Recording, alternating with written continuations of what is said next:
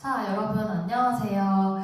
오늘 시험 끝나고 오랜만에 수업 들으니까 많이 힘들고 지칠 수도 있지만 우리 마지막 시간 열심히 한번 공부해 보도록 합시다.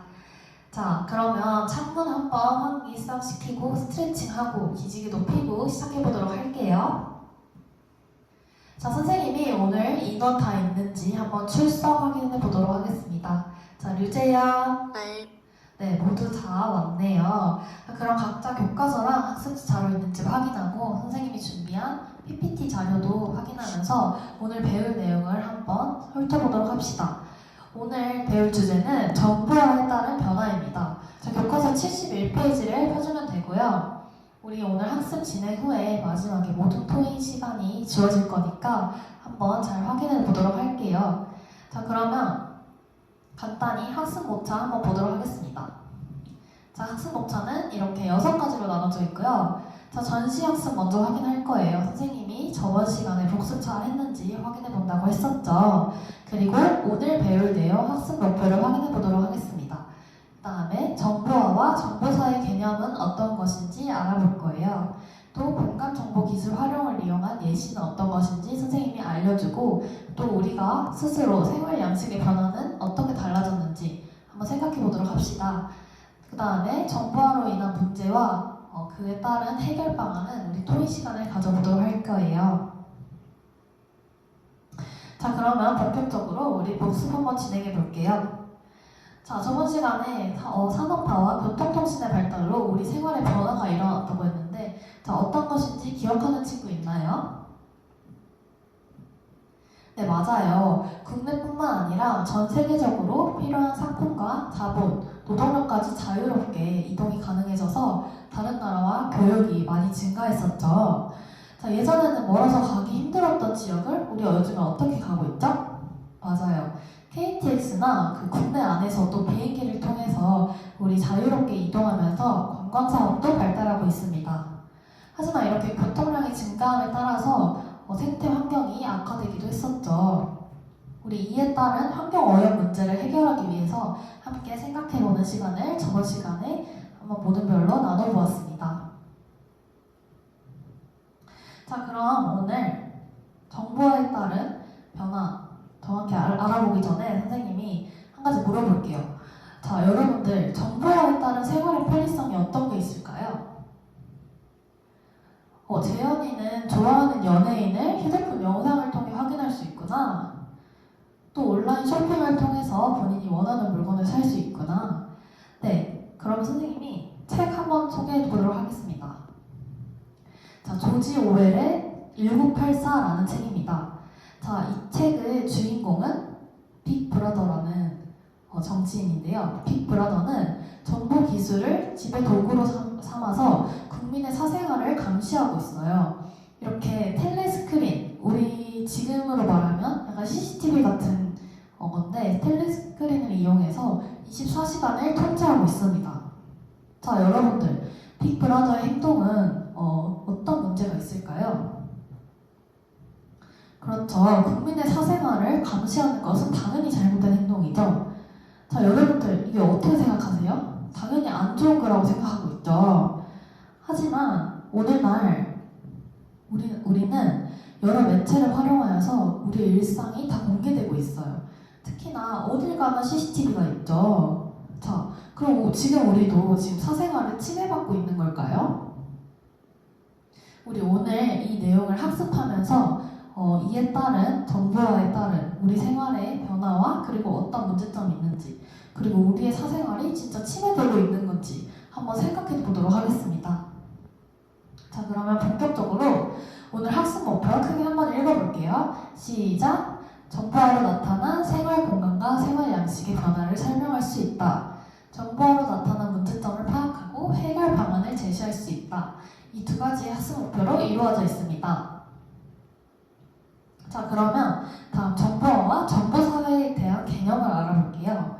자, 오늘날 정보를 신속하고 정확하게 수집, 이용, 가공할 수 있게 되었고 이로 인해서 사회 전반에는 정보통신 기술을 활용하는 정보화가 이루어졌습니다. 다들 잘 알고 있는 내용이죠. 자, 지식과 정보, 부가가치를 창출하는 어떤 사회? 정보사회로 발전하고 있습니다. 정보화에 따른 정보사회로 발전하고 있는 모습을 알 수 있죠. 자, 정보화로 인한 생활공간의 변화를 알아볼게요. 자, 선생님이 이 네 가지의 사진을 가져왔는데, 자, 첫 번째 사진 볼게요.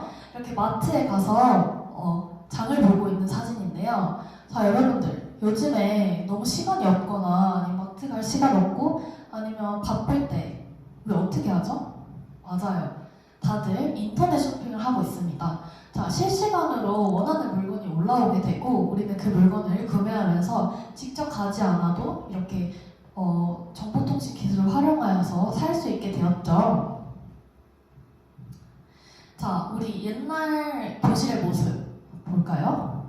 자, 이렇게 교과서와 칠판으로만 이루어져 있죠. 근데 오늘날 어떤가요? 선생님이 이렇게 PPT 자료를 가져오면 여러분들이 교실에서 이렇게 자료를 확인할 수 있고 과제 또한 이렇게 컴퓨터를 통해서 확인할 수 있게 되었죠. 자, 특히나 우리 휴대전화를 이용한 게 정말 많이 늘어나고 있는데요. 자, 우리 학교 온라인 클래스 공지방 다들 아시죠?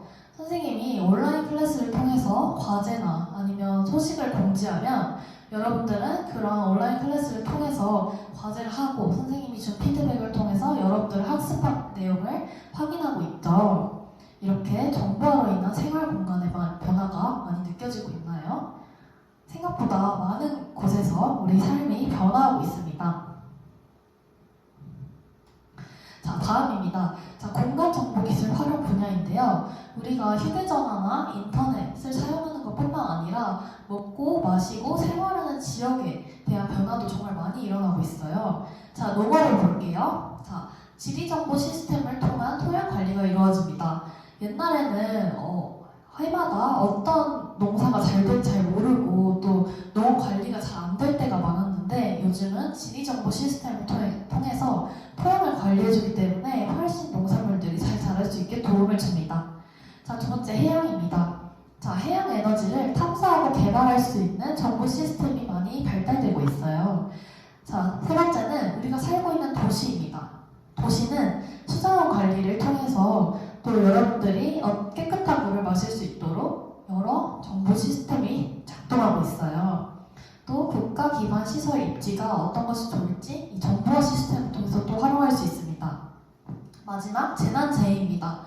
여러분 얼마 전에 우리 폭설주의보 내리기도 했었죠. 여름에는 폭우주의보가 내리기도 하죠. 자, 이렇게 홍수, 지진 예측하고 위성 위치 확인을 통해 산사태 위험지를 관리합니다. 특히 여름에는 태풍 같은 자연재해를 재난재해 시스템을 통해서 여러분들한테 직접적으로 문자 오죠. 자, 이런 것도 다 정보화를 통한 공간정보기술 활용 분야라고 볼 수 있습니다. 자, 우리 생활 양식의 변화 아까 알아본 것 더해서 한번 자세히 알아볼게요. 자, 선생님은 이렇게 세 가지로 나누어봤어요. 정치, 경제, 사회, 문화입니다.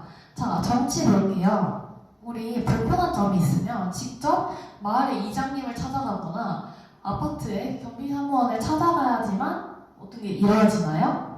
아니죠.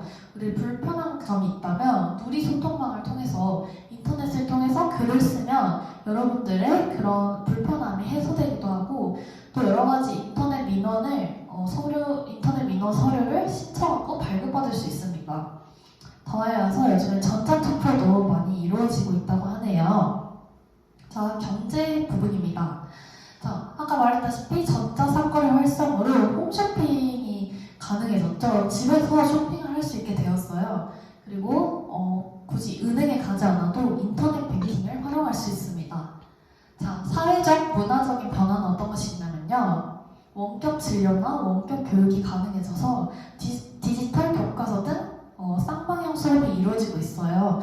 특히 요즘에는 여러 장애하거나 아니면 몸이 불편한 친구들을 원격 교육이 가능해져서 집에서도 우리 학교 수업을 들을 수 있도록 하는 시스템이 많이 이루어지고 있습니다. 자, 이렇게 선생님이 아까 학습 목차대로 전시학습 확인하고 학습 목표 확인하고 정보와 정보사의 개념 공부했었죠. 있어요. 공간정보 기술 활용과 생활 양식의 변화까지 알아보았습니다. 우리 이제 정보화로 인한 문제, 그리고 그 문제점에 대한 해결 방안을 토의하는 시간을 갖도록 하겠습니다. 지금까지 정보화로 인한 생활 공간의 변화와 공간 정보 기술 활용 분야, 생활 양식의 변화에 대해서 함께 공부해봤는데요. 이번에는 정보화로 나타난 사회 문제에 대해서 알아보고 그 사회 문제를 해결하기 위한 해결 방안을 여러분들이 직접 탐구하고 발표해보는 문제 해결 학습 활동을 진행할 거예요. 여기 칠판을 보면 선생님이 문제 해결 학습 활동에 대한 절차를 적어놨는데요. 다 같이 순서를 확인해볼까요? 첫 번째, 먼저 문제를 확인하고, 두 번째, 문제 발생 원인을 파악한 다음, 세 번째, 문제 해결 방안을 탐색하고, 마지막으로 문제 해결 방안을 결정하고 실천하는 순서로 되어 있습니다. 활동을 진행하기 전에 선생님이 온라인 클래스에 조를 짜서 공지를 올려놨는데 다들 확인하고 오셨나요? 네, 좋아요. 그러면 공지사항이 올라와 있는 대로 1조, 2조, 3조 이렇게 모여볼게요. 조끼리 모이는 동안 선생님이 학습지를 나눠줄 건데 이 활동을 하면서 학습지를 작성하고 수업이 끝나면 선생님한테 제출하면 돼요. 1조, 2조, 3조. 학습지 다 받았나요? 네, 조끼리도 다 모인 것 같은데 그럼 우리가 첫 번째 뭘 먼저 해야 되죠? 네, 맞아요. 문제를 확인해야 되죠? 그럼 과연 정보화로 나타나는 사회 문제는 어떤 것들이 있을까요? 선생님이 관련 영상을 가지고 왔는데 영상을 먼저 보고 사회 문제에 대해서 얘기를 해보도록 할게요. 온라인 공간이 일상이 되어버린 시대에 살고 있습니다. 현실에서 소통하는 것보다 메신저로 대화하는 게 더 익숙할 정도입니다. 하지만 온라인과 현실에서의 일상, 같은 모습일까요? 온라인 공간에서는 폭력을 해도 왜라고 잘 생각하지 않는 분명히 있더라고요. 2019년 사이버 폭력 실태 조사에 따르면 사이버 폭력 가해 후 정당한 행동이라고 답한 비율이 학생과 성인 모두 40%에 가까웠습니다. 심지어 아무 느낌이 없다고 응답한 비율도 상당히 높은 편이죠. 사이버 폭력을 하는 사람은 죄책감을 느끼기 힘들다고 합니다. 온라인은 직접 얼굴을 보지 않는 비대면 공간이어서 상대방이 자신의 행동에 얼마나 힘들어하는지 느낄 수 없기 때문입니다. 별거가 아니라는 생각을 갖게 되기 때문에 계속 해나가기가 쉽고요. 내가 뭔가 힘을 휘두를 수 있다는 그런 만족감, 즐거움을 느끼게 되면 사이버 폭력 가해자도 일종의 중독성을 가지면서 계속 해나가는 거죠. 각종 보고서에 따르면 사이버 폭력이 무료로 여겨지고 있을 정도입니다. 가장 대표적인 예로 패드립 문화가 있습니다. 패드립과 애드립을 합친 말인데 부모나 가족을 농담의 소재로 삼아 모욕하는 행위입니다. 게임이나 온라인 공간에서 상대방이 부모욕을 하면 똑같이 부모욕으로 받아치는 행동이 벌어지고 심지어 더 자극적인 문구로 알려달라는 글도 올립니다. 지금도 이런 글을 쉽게 찾아볼 수 있으니 그렇죠. 폭력이라는 것은 하면 할수록 점차 그 수위가 높아지거든요. 웬만한 거 가지고는 별로 그게 폭력이라고 생각을 안 해버리게 되기 때문에 둔감하잖아요. 특히 청소년의 경우 학력이 올라갈수록 사이버 폭력에 둔감해진다는 조사가 있는데 실제로 그들이 주로 이용하는 SNS 공간에서 각종 폭력이 일상적으로 일어나고 있습니다.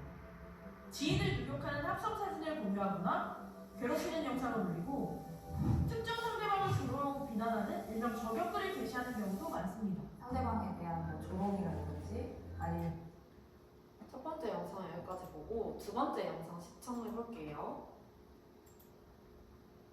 코로나19가 길어지면서 사람을 직접 마주하는 일은 줄어들고 그 자리를 무인 시스템이 대신하고 있습니다. 그런데 변화 속도가 너무 빠르다 보니 상대적으로 정보가 취약한 계층은 따라가기조차 힘든 상황입니다. 김기태 기자입니다. 서울의 한 패스트푸드점. 어르신들은 식당에 들어서자마자 어색한 순간을 마주합니다. 젊은 사람들에겐 일상이 된 QR코드지만 좀처럼 익숙해지지 않습니다.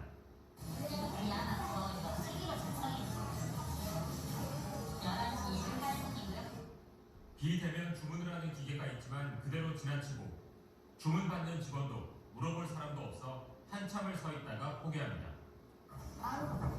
힘들어서 하다가 안 돼가지고 나가야 되겠다. 코로나19 장기화에 비대면이 일상화되면서 키오스크가 빠르게 보편화되고 있습니다. 인건비 절약을 위해 아예 영상 여기까지 볼게요. 어때요? 영상을 보니까 정보화로 나타나는 사회 문제에 대해 좀 알 것 같나요? 그러면 선생님이랑 더 자세하게 정보화로 나타나는 사회 문제와 그 원인에 대해서 알아보도록 할게요. 여러분, 다들 한 번쯤 모르는 번호로 광고 문자를 받아본 경험이 있죠? 분명 모르는 번호인데 내 이름과 내 개인정보까지 알고 있어서 당황했던 적이 있었을 거예요. 우리의 개인정보가 타인에게 노출되면서 이러한 일들이 일어나는데, 이처럼 개인의 정보가 정보화 기기에 노출되면서 자신의 행동이나 기록이 다른 사람에게 노출되거나 악용되는 사례를 사생활 침해라고 합니다. 두 번째, 사이버 범죄는 컴퓨터 등을 악용하여 가상 공간에서 행해지는 모든 범죄를 말하는데, 아까 첫 번째 영상에서 봤던 사이버 폭력, 연예인들한테 달리는 악플, 인터넷 거래 사이트를 통한 사기 등이 사이버 범죄에 해당합니다. 마지막으로 정보화로 정보기기의 이용과 접근에서 일반 국민과 정보 소외계층 간의 차이가 발생하여 정보 격차가 심화되기도 하는데요. 아까 마지막 영상 내용이었죠. 이는 정보 소외계층이 정보기기나 서비스를 구매할 경제적 능력이 부족하고 신체적으로 불편하거나 정보 활용 능력이 낮은 경우가 많기 때문이에요. 또한 정보 격차는 소득이나 부의 불평등을 초래하여 사회적 경제적 격차를 심화하는 요인이 되기도 합니다. 자, 그럼 과연 정보화로 인해 나타난 사회 문제를 해결하기 위한 방법이 어떤 게 있을까요? 우리가 지금 문제를 확인하고 문제의 발생 원인에 대해서도 파악을 했는데 이제 뭘 해야 되죠? 네, 맞아요. 문제 해결 방안을 탐색해야 되죠? 우리 조끼리 한번 문제 해결 방안을 탐색해 볼 건데 1조는 사생활 침해에 대한 해결 방안, 2조는 사이버 범죄에 대한 해결 방안, 3조는 정보 격차에 대한 해결 방안을 탐구해보고 발표해보는 시간을 가지도록 해볼게요. 자, 모든 조가 다 정리가 끝난 것 같은데 어떤 조가 먼저 발표를 해볼까요? 하진이가 먼저 손을 들었는데 하진이의 2조, 사이버 범죄에 대한 해결 방안을 발표로 먼저 들어볼까요?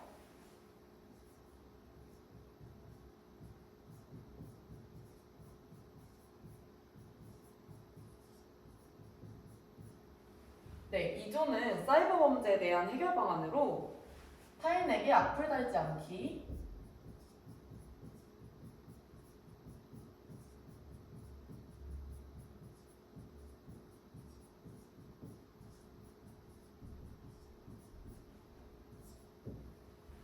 사이버 범죄에 대한 처벌 강화하기.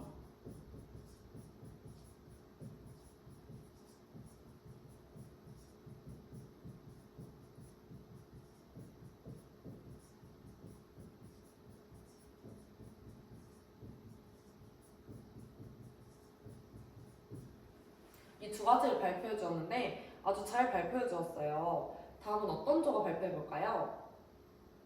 현우가 손을 들었는데 현우의 1조, 사생활 침해 해결 방안에 대해서 한번 발표 들어볼게요.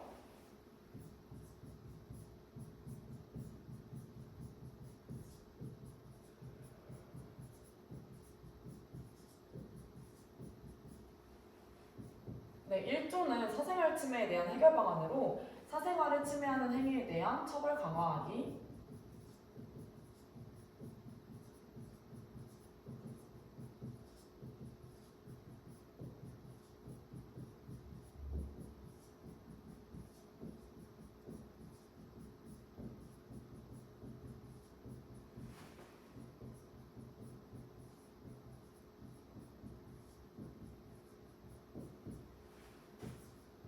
개인정보 노출 최소화하기.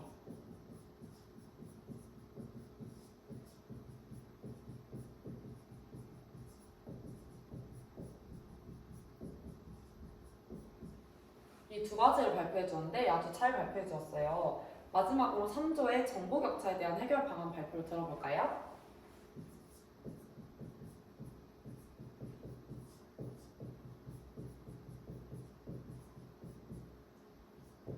네, 3조는 정보 격차에 대한 해결 방안으로 소외계층을 상대로 정보기기 보급하기,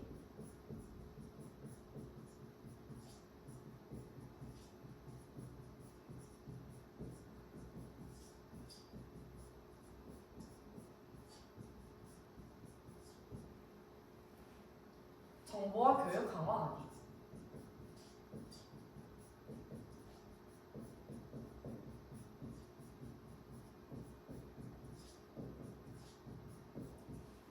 이렇게 두 가지 해결 방안을 제시해 주었는데 아주 잘 발표해 주었어요. 세 개의 조 모두 아주 좋은 해결 방안을 제시해 주었는데요. 그럼 선생님과 함께 정보화로 나타난 사회 문제 해결 방안과 해결 방안에 대해 더 자세하게 살펴볼까요? 먼저 사생활 침해 해결 방안으로 사회적 차원에서는 개인정보에 대한 관리를 강화하고 개인정보 도용에 대한 처벌을 강화하는 방안이 있겠고, 개인적 차원에서는 자신의 정보 노출 최소화하고 이미 개인정보가 유출되어 피해를 봤다면 2차 피해를 막기 위해 신고하기. 총 4가지의 방안이 있네요. 두 번째, 사이버 범죄 해결 방안을 살펴보면 사회적 차원에서는 정보 시스템 보안 관련 기구 및 전문 인력 강화하기, 정보 시스템 보안 관련 법률 보강하기, 정보통신윤리 교육을 통해 올바른 정보 문화 확립하기. 개인적 차원으로는 가상 공간 또한 현실 공간과 근본적으로 다르지 않다는 인식하에 타인을 존중하고 배려하는 윤리적 자세 확립하기의 방안이 있겠어요. 마지막으로 정보 격차에 대한 해결 방안으로는 정보 소외 계층에게 장비와 소프트웨어 등 장비 제공하기, 정보화 활용 교육을 통해 좀 더 쉽게 정보를 이용하고 활용할 수 있도록 지원하기. 이렇게 여러분들이 직접 해결 방안을 탐구해보고 선생님이랑도 함께 해결 방안을 살펴봤는데, 정보화로 나타난 사회 문제는 우리 일상과 관련된 일인 만큼 심각성을 깨닫고 우리가 실천할 수 있는 해결 방안들을 잘 실천해야겠죠. 마지막으로 오늘 배운 내용 정리하고 퀴즈 한 개만 풀어보고 수업 마칠게요. 오늘 정보화에 따른 변화에 대해서 배웠는데, 정보화로 인해 생활 공간이 어떻게 변화하였죠? 네, 맞아요. 정보화로 인해 정보사회가 되었고, 가상 공간의 등장으로 일상 공간이 가상 공간까지 확대되는 변화가 일어났죠? 그럼 생활 양식은 어떤 변화가 일어났죠? 네, 맞아요. 가상 공간에서의 정치 참여가 확대되었고, 전자상 거래 활성화가 되었으며 원격 진료, 원격 교육 등이 가능해졌습니다. 또 정보화로 나타난 사회 문제는 어떤 게 있었죠? 네, 맞아요. 사생활 침해, 사이버 범죄, 정보 격차, 이 3가지를 방금 배웠죠? 그럼 마지막 퀴즈를 풀어볼 건데, 정보화로 인해 나타난 사회 문제점의 내용으로 옳은 것은? 1번, 정보화의 발달로 환경이 오염되고 생태계가 교란되기도 한다. 2번, 정보화의 발달로 정보기기의 이용과 접근이 어려운 소외계층과 정보 격차가 발생한다. 3번, 정보화의 발달로 다양한 형태의 근무 환경에서 일할 수 있게 되었다. 4번, 정보화의 발달로 도시의 많은 인구와 기능이 집중하면서 도시 문제가 발생하였다. 정답이 뭘까요? 네, 정답은 2번이죠. 1번에 정보화의 발달로 환경이 오염되고 생태계가 교란되기도 한다.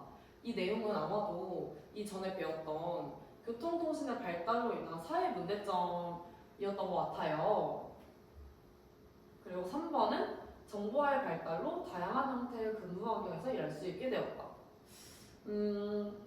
정보화의 발달로 다양한 형태의 근무 환경에서 일할 수 있게 된 건 맞지만, 이건 정보화로 인해 나타난 사회 문제점이라기보다는 생활 양식의 변화로 볼 수 있겠죠?